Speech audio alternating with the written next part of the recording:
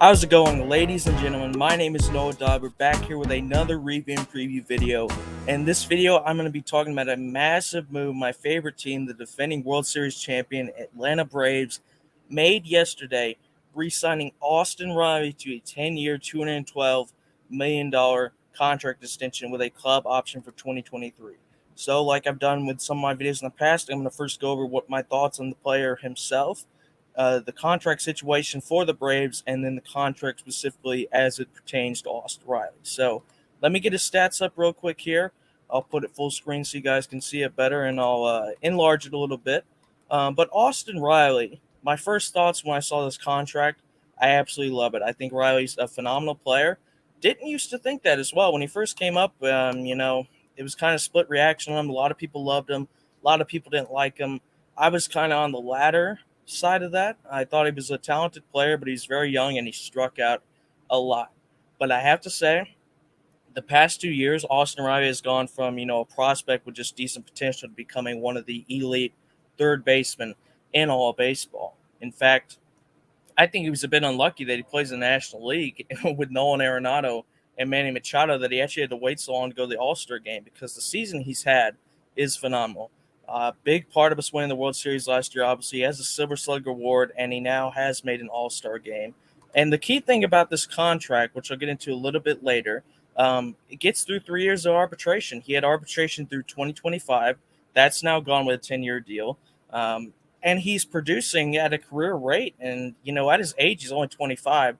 I don't see it going down. You can see this year, 301 batting average, 29 home runs. So he's on pace for around 40 home runs, 360 OBP, 604 slugging, which is just insane when you consider the league average is low to mid 400s. The fact he's in the 600s, and a 964 OPS. For reference, I think the benchmark for most MVP seasons is kind of around 1,000. So you could say, he's playing at a very elite level this year. And last year, he showed it was no fluke either. 898 OPS last year, 33 home runs, 107 RBIs, and he was also seventh in MVP voting.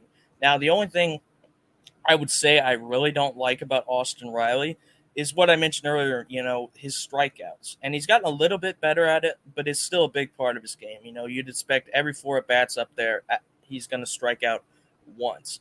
That's pretty standard. 108 strikeouts his rookie year, then 168 last year, 108 this year. It's pretty consistent. But what he has improved at that, kind of offsets that. He gets way more hits now. His batting average going from 226 to 239 his first 2 years to 303 and 301. This guy gets on base at a ridiculously high rate. He had 179 hits this year. He could probably get close to that again this year as well. He scores runs, he gets on base, and people are able to knock him in. Good amount of doubles as well. OPS plus 134 and 161, both incredible numbers. And he is also leading all of baseball in slugging percentage and total base. Those bolded things mean that I think it's league leaders, so it might just be the National League, but it could be all baseball. Don't have all the stats up right now, but the point is Austin Riley is producing at an elite rate. And he's also an okay defender. He's not elite by any means. Like, he's nowhere near a guy like Arenado, but he's not a liability. I'd say he's just a decent defensive guy. But when he has the offense that he has, any defensive plays he makes is just a bonus. So now I'm going to get into the contract side of it regarding Austin Riley. So I put that up in a second right here. Here we go. But yeah, the key thing, like I said, with Austin Riley is that he did have 3 years of arbitration left. He is making $3.95 million for this year, and then those 3 years of arbitration are completely wiped off the books, signing a 10-year, $212 million contract, AAV of 21.2, free agent in 2034. So it's going to take him, until he's 36, since it takes goes into effect after this year. They do have that club option for 2023, as you can see right there, but pretty obvious they're going to pick that up. He does make $50 million base salary next season, $21 million after, and then $22 million for basically every year for the rest of the contract until the final year, which is $20 million. To me, with how baseball contracts are going, you got guys like Juan Soto, asking for contracts of like 35, 40 million to get a player that, in my opinion, is elite at his position at only, 21.2 million AAV for 10 years. He's still only 25. He's right in the middle of his prime, if not entering his prime, considering, players sometimes in their prime when they're 28, 29. There's the possibility he could still get better. I love this contract. When I first saw it, I was like, really? That's all we gave him? I mean, it's not a small amount of money, don't get me wrong, but when you see some players making 30 plus 35, even close to 40 million, some guys, the fact we got him for 21 million, I think that contract's going to look even better as years pass. And this is the thing that the Braves do. They have a lot of great contracts as well. I'm going to put up their contracts on Spot Track. Shout out to Spot Track, by the way. What a website. If you want to talk about contracts, this is the place to go. But I'm going to put this up real quick. And the thing I love that the Braves have done, they have made some very savvy re-signings. Austin Riley is the one at the top of the list. Matt Olson's another massive one they made when Freddie Freeman decided to leave, 21 million AAV. We'll see how that works out. But yeah, Austin Riley and then Ronald Acuna and Ozzie Albies are the ones I want to talk about. 12.5 million AAV for Acuna, 8-year, $100 million extension, and then Albies only $5 million, 7 years, $35 million contract. So when you think about it, you have three players in Riley, Acuna, and Albies.